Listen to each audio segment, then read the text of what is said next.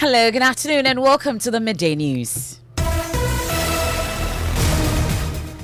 The news is live on Joy 99.7 FM here in Accra and Kumasi. We are on Love 99.5 FM and over 30 affiliates across Ghana's 16 regions. We are on Swiss FM in Ho, Ganga FM in Jirapa. We are on Radio Max in Takrady, ATL FM in Cape Coast and Volta Premier in Ho. We are live on Twitter Spaces, Facebook, myjoyonline.com. The Midday News is sponsored by Petrosol, your clean fuel in full quantity. Petrosol is always a delightful experience. This afternoon, German government says Ghana's talks with the IMF is in danger as it urges businessmen trading with the Asian nation to help government to obtain debt relief. At the same time, I would like to encourage all Ghanaians who have strong ties with China, who are doing nice business with China, to also engage them and convince them that it's time to sit down with all the other creditors. Time is of the essence. Time is running out. The IMF package is in a severe danger.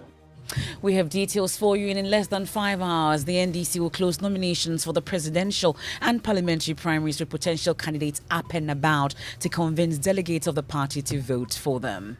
I'm not here to attack the former president, but he had a whole 4 years as the president. The records are there for every Ghanaian to talk about. I said we need an experienced leader who has done it before and is available. Yes, Santiniba. And no Ashanti has led NDC before. We'll take a look at the new faces emerging for a showdown with incumbent MPs.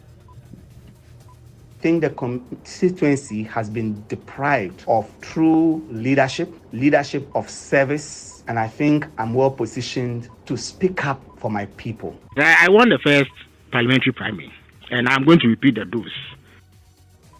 We'll tell you the new names emerging, plus who has picked form so far, and Ghana votes to condemn the Russian invasion of Ukraine in the latest UN resolution as the world observes a year into the war. All of that has always been consistently to resist the idea that the big powers of the world have the freedom to do what they like on this planet. We never accepted that principle, whether it is Americans or Russians or... We have details of that in sports. As the World Athletics Championship draws close, what are the odds of having Ghana's top performing athletes in Budapest? We'll let you in when sports comes up in 20 minutes. And later in the bulletin, Ghanaian hip life musician Prince Bright says he's determined to keep the legacy of the group Book Back alive.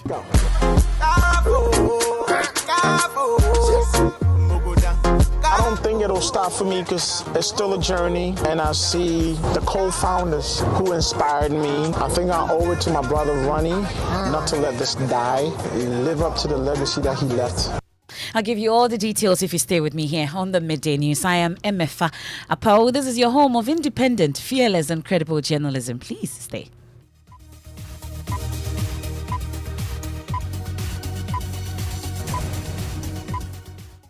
We settle for the details now, and the German government says Ghana's talks with the International Monetary Fund is in danger. This it attributes to China's unwillingness to engage in possible debt relief. A high-powered government delegation is set to jet off to China next week, hoping to restructure $1.7 billion owed China as Ghana hopes to complete restructuring of its external debt as part of conditions required to secure an IMF program. Ghana asks for the assistance of the German government in this talks, but the German nation says businessmen must step in as well. Listen to German Ambassador to Ghana, Daniel Kroll. The big elephant in the room, it's China.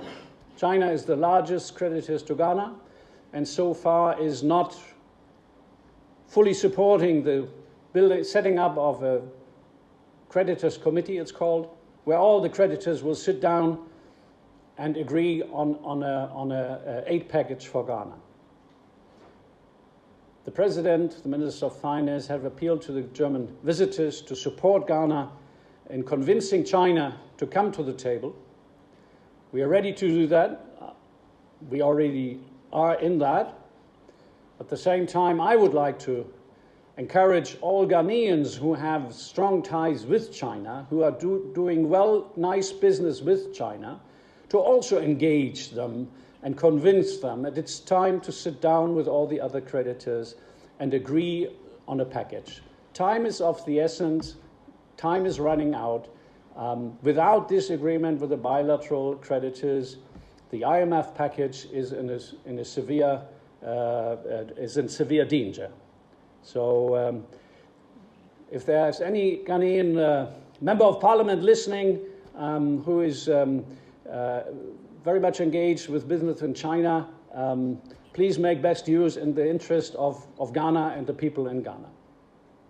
I said Germany is prepared to help, and there's another criterion, and that is that we, of course, expect that Ghana itself, the government of Ghana, is taking the important steps that are needed to move this country, to move the people, the families out of this crisis. Let me bring in the head of our international relations desk, Blessed Sogan, joining us from that press conference. Blessed, first off, though, walk us through what essentially is this press conference about.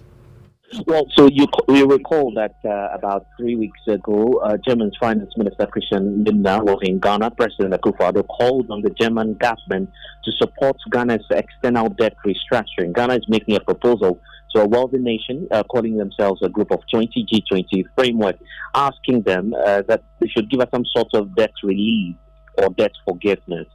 Well, the German government says they'll be willing to assist us only if we meet some internal conditions. And subsequent to that, we've seen the Economic Development Minister for Germany arrive in the country. They've just departed about 24 hours ago, which gives us a sense of how willing the German government is to help the Republic of Ghana. But they are saying that before we go ahead and proceed with all these diplomatic talks, they would require some internal conditions that the country must meet before it goes ahead to support us, including cutting down the size of government and also ensuring that we show up our revenue. Well, they've been talking about the role of businessmen, and they must step in as well. But you've been talking about further demands by way of expenditure cuts. Give us more details on that.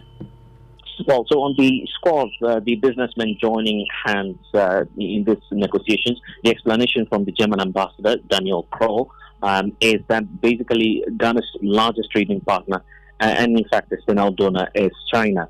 If you have so many businessmen flowing and moving into that country, there are wealthy ones, those are his words, wealthy ones indeed that have the power and capacity to do some negotiations on behalf of the country and to support us.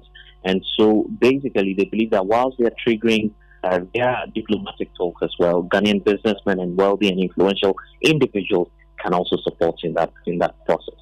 That's Blessed Sogan, he's head of our international relations desk. Don't forget to catch the full interview he had with the German ambassador to Ghana, Daniel Kroll, on diplomatic affairs this evening at 10 p.m. on the Joy News channel. Well, we know that the team, that high-powered delegation, is set to jet off to China sometime at the end of the month. That's next month, hoping to restructure that $1.7 billion owed China as Ghana hopes to complete this restructuring.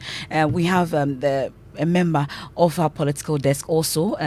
He's also at the presidency, Elton Brobe, joining me in studio with more on what we are learning about this high-power delegation. Now, Elton, tell us more. So, for yesterday, we were told that the reason for the postponement of the trip to the end of March is that the Chinese government, which is ruling under the auspices of the National People's Congress, is holding its annual meeting, which is going to take days, and for that reason, Ghana's trip to China will not be possible or will not be feasible for them to meet the Chinese authorities. So, upon the request of the Chinese government, Ghana has moved the meeting to the end of March. Now, what makes this crucial is that government is hoping that we'll be able to go to the IMF board in March, have a program by the end of March, start the second quarter of 2023 with an IMF program.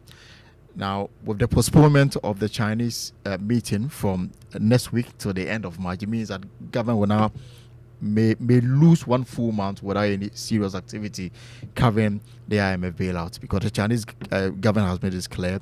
They have series of meetings because of the Congress of each ruling party and for that reason, will not be in a position to meet the Ghanaian delegation. For that reason, they should come at the end of March. Thank you very much. That's Elton Brobe, Presidential Affairs Correspondent. You join me later when we enter the election headquarters. But in a related development, a former director of Kenya Anti-Corruption Commission, Patrick Lumumba, says Ghana should not expect smooth talks with China as government runs the Asian country to restructure that $1.7 billion of its external debt. His comments comes after government's decision to send delegates to plead for their support with debt relief efforts. But the finance minister yesterday announced the postponement of the delegation to China.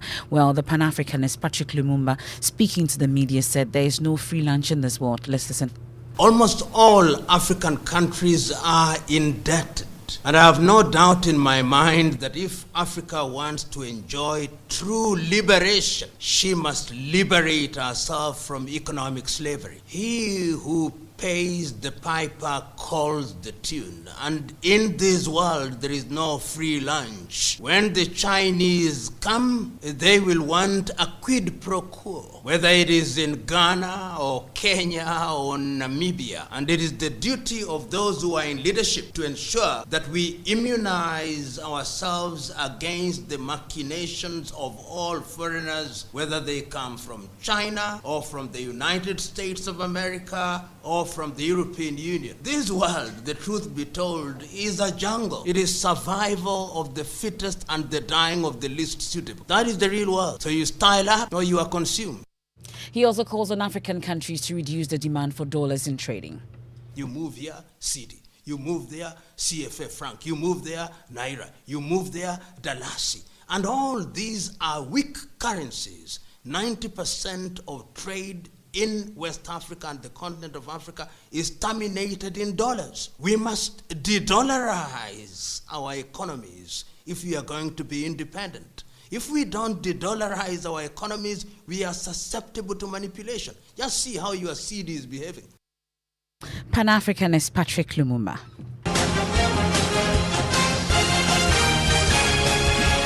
Time to enter the election headquarters, and in less than 5 hours, the opposition NDC will close nominations for both the presidential and parliamentary primaries. So far, former President John Mahama, former Finance Minister Dr. Kwabena Dufour, and former Kumasi Mayor Kojo Bonsu have picked forms to contest the presidential race of the party.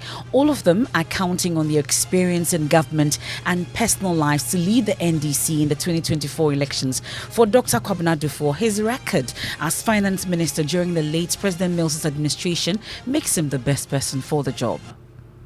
The growth rate in 2010 reached 14.5% of GDP. Okay? And in that year, Ghana was registered the fastest growth in the whole world. The fastest growing economy in the whole world. Unemployment came down to 2%.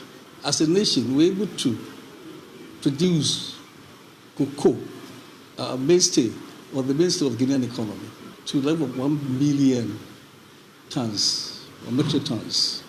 So it's never happened in this country before. When we took over, reserves stood around 2 billion. When we were leaving, it was $5 billion. Well, former Kumasi Mayor Kojo Bonsu is promising good times for the party grassroots if elected. The former president is very popular. Yeah. People know him. He's done a lot for NDC. But hey, nobody is just like a football game. You're going to meet Real Madrid, and surprisingly, you beat Real Madrid. That's the issue at stake now. I'm telling the electorates, okay, the people who will vote for us, that when I come to power, it is going to be from bottom to top approach if I lead the NDC. What does that mean? Because I'm going to deal with the grassroots.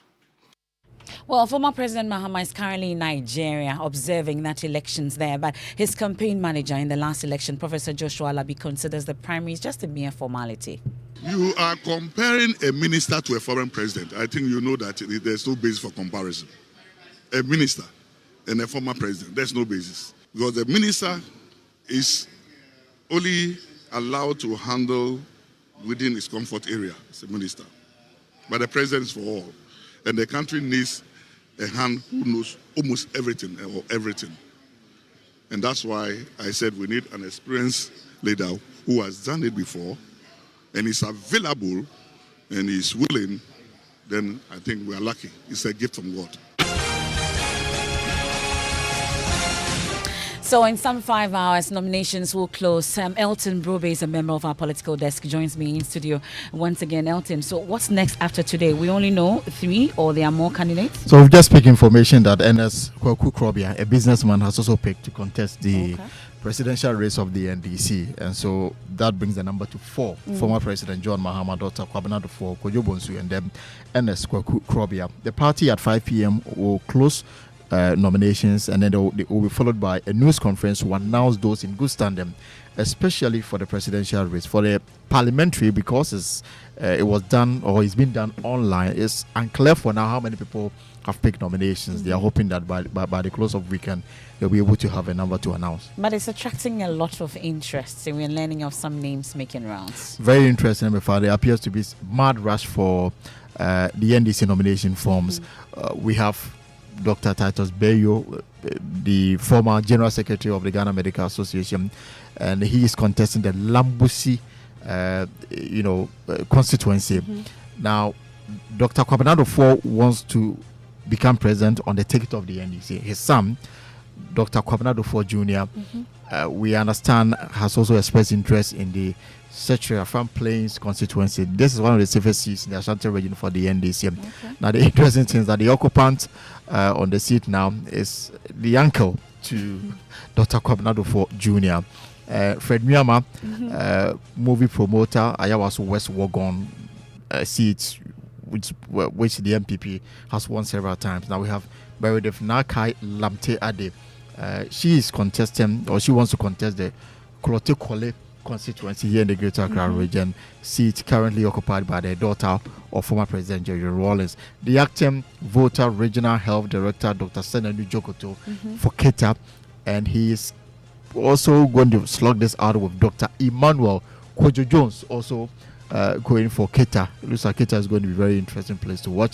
Baba Sadiq, the CEO, former CEO of Tree Music, Okankwe Central, seat occupied by the MPP, Eric Edem Agana, Ketunov. The current member of parliament, James Krucha Veji, is not seeking re-election, so it is an open race. Francisca J for North Dive, Felix Ofosukwache, second term for the Abura Asebu Kwaman Kese, Prince Benson Nantom John Dumelo, we understand, is nursing his boot to go for SAR. And also Mohamed Munta Kamubara picked yesterday, but we understand that some people in the constituency actually mobilized money to pick nominations for Mubarak Masawudu, also in the constituency of Asawasi in the Ashanti. So these are some of the few names. And then the interesting thing that there are about 20 under 40s that have picked nominations to contest on the ticket of the NDC, and in due time we'll bring all those out. Okay. Well, we can listen to Felix Kwachifosu, who is contesting the Sebu Kwamankese seat. At this moment, it's not clear how many have picked for the Sebu Kwamankese constituency, because it is being done online, unlike before when you needed to go physically to the constituency office, and it was very easy to ascertain who had picked what. But as far as I know, I have picked my forms, so we'll know the true number of people who have picked when the time comes for nominations to be filed. When is that? That should be in late March, between 20th to 22nd March. Okay. But I've picked my forms and I'm ready to go. Yes, I won the first parliamentary primary, and I'm going to repeat the dose. I'm going to put up what I believe will be a much stronger performance this time in the parliamentary primaries, because I've learned lessons from the previous edition, even though I won, and I intend to fine-tune my campaign to respond to those difficulties that may have emerged. I also think that I have a far more credible message than anybody else who will pick forms. That's a Felix Kwachifosu there contesting the Abra Asebu Kwamankese seat. At the end of the day today, we'll get to know whether the men have been separated from the boys. But let's stay on matters relating to elections. We head to Nigeria, and all is set for the general election set to take place tomorrow. 18 candidates are running for the top job of president of the country, but only 3 are tipped to stand a realistic chance of emerging victorious. They are the governing All Progressive Congress candidate Bola Tinubu, People's Democratic Party's Atiku Abubakar, and Labour Party candidate Peter Obi.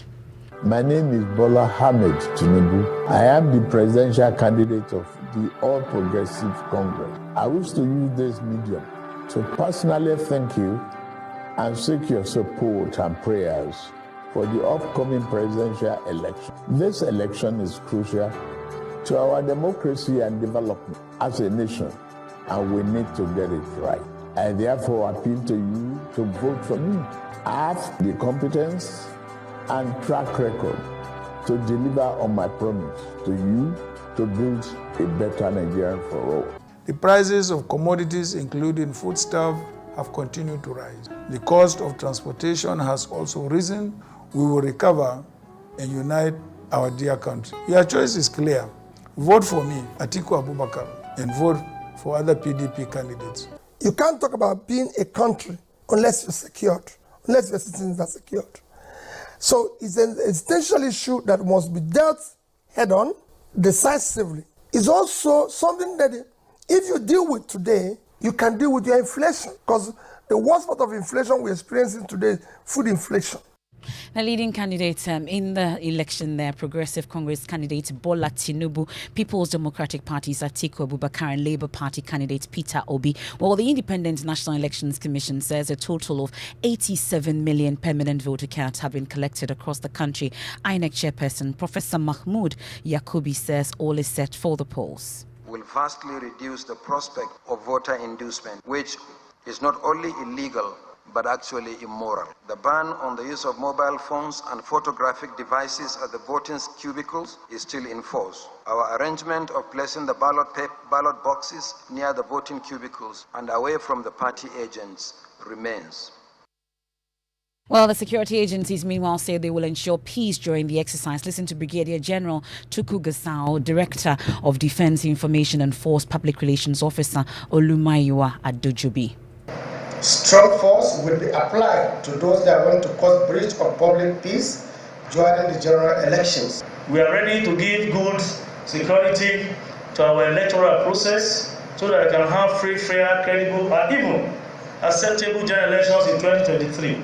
We believe in the philosophy of Mr. President, who has said it on several occasions, that he wants free, fair, and credible elections.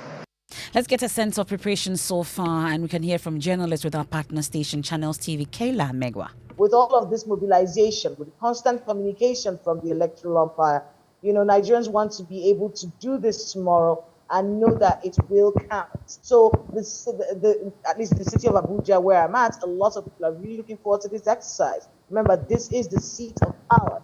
This is where whoever wins the election will be living. And this is where the machinery of government happens, right here in Abuja.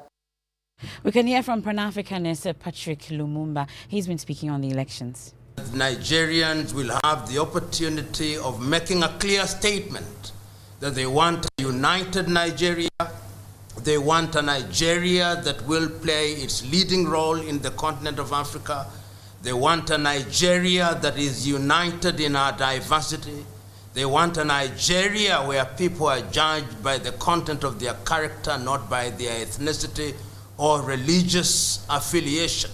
And I hope that that decision will be made on Saturday, the 25th day of the month of February this year.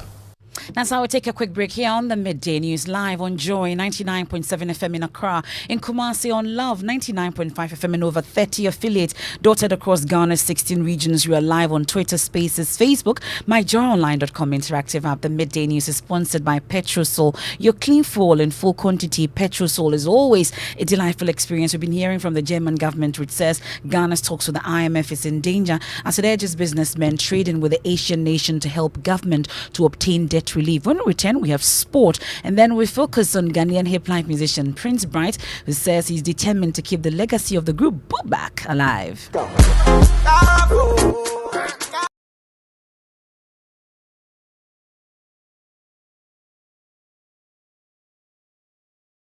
Who inspired me. I think I owe it to my brother Ronnie not to let this die, live up to the legacy that he left.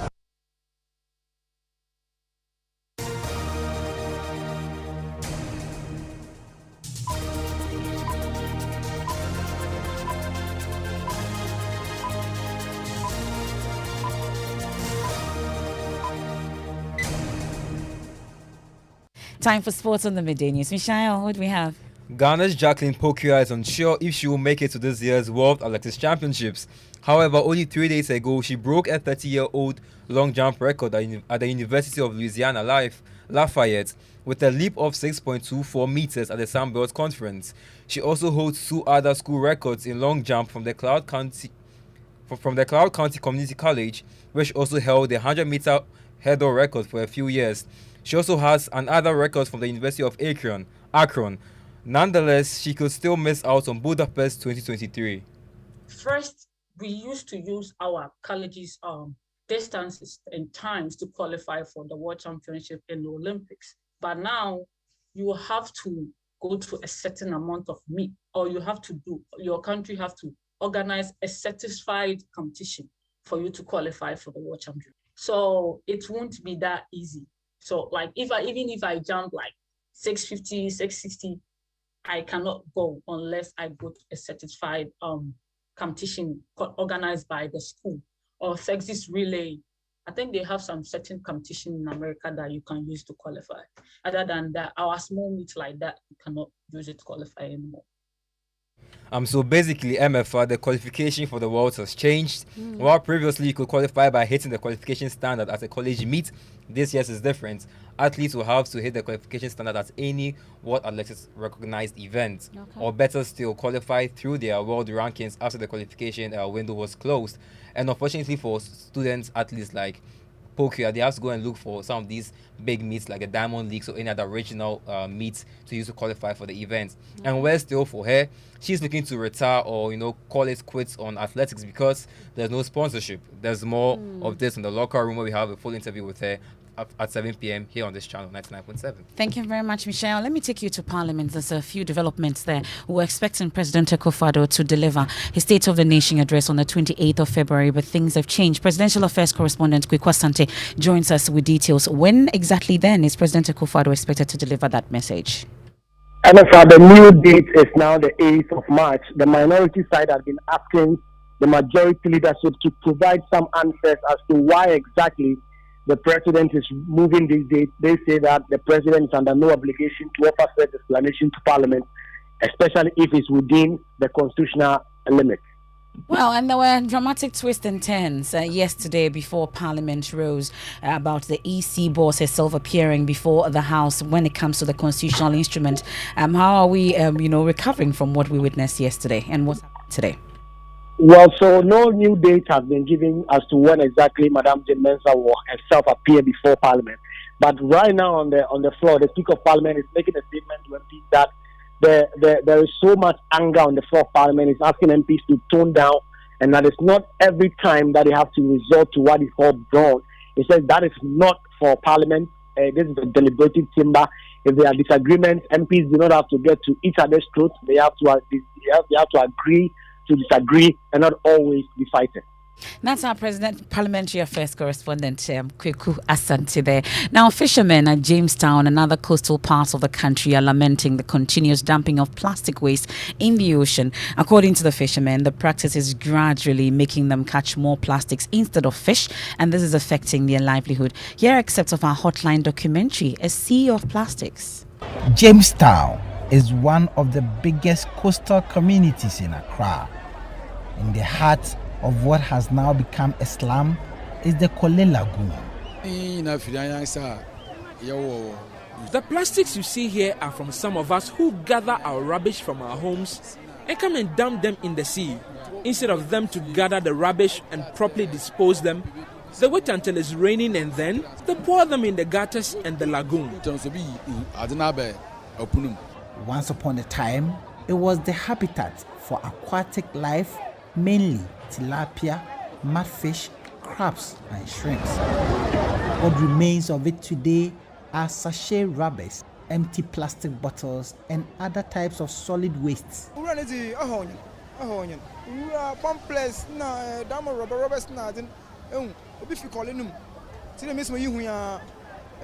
The garbage really worries us. Diapers and all manner of garbage are really a nuisance to us. We can go fishing and return with virtually no fish. And The Sea of Plastics will air on Monday. That's our latest Hotline documentary. It's time for Showbiz.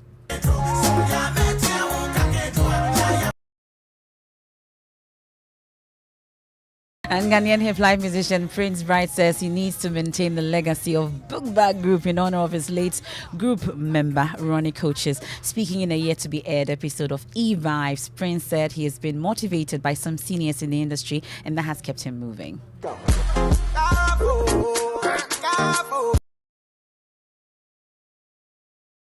It's still a journey, and I see the co-founders who inspired me, the likes of Mr. Kojointri, the likes of Amachi Dede, the likes of Mr. Reggie Rockstone, brothers that I started with still keeping the game up to date. I think I owe it to my brother Ronnie not to let this die, live up to the legacy that he left with me, and inspire the young ones. And that's how we end today's edition of the Midday News. You're on Joy 99.7 FM. There's more when you log on to myjoyonline.com. Parliament summons Jean Mensa over controversial CI debt relief will help Ghana if certain conditions are met. That's the German ambassador explaining. And don't forget to catch Newsfile tomorrow at 9 a.m. with Samson Ladia Nyenene. And before we go, 57 years ago today, 24th February 1966, Ghana's first coup d'etat, which toppled the government of our first president, Osajifo Dr. Kwame Nkrumah, happened. We'll leave you with sounds from him. I am Emefa Apawu. After that, we have Living Word with Pastor Mensa Otabil. Enjoy your weekend. Abo, when you come, when makasa kakra, enzi when you come, when you kakra, men kasapi. Dame bere makade, bakan bafu kakra na miwe makan fancy. At long last, the battle has ended, and my last warning to you is that you ought to stand firm behind us so that we can prove to the world that when the African is given a chance, he can. We are waiting. We shall no more go back to sleep anymore. We are going to demonstrate to the world, to the other nations, young as we are, that we are prepared to lay our own foundation. As I said in the assembly just minutes ago, I made it point that we are going to see that we create our own African personality and identity. The only way in which we can show the world that we are ready for our own battle. But today, may I call upon you all that at this great day, let us all remember that nothing in the world can be done unless it has the purported support of God. We have done the battle, and we again rededicate ourselves not only in the struggle to emancipate other territories in Africa. Our independence is meaningless unless it is linked up with the total liberation of the African continent.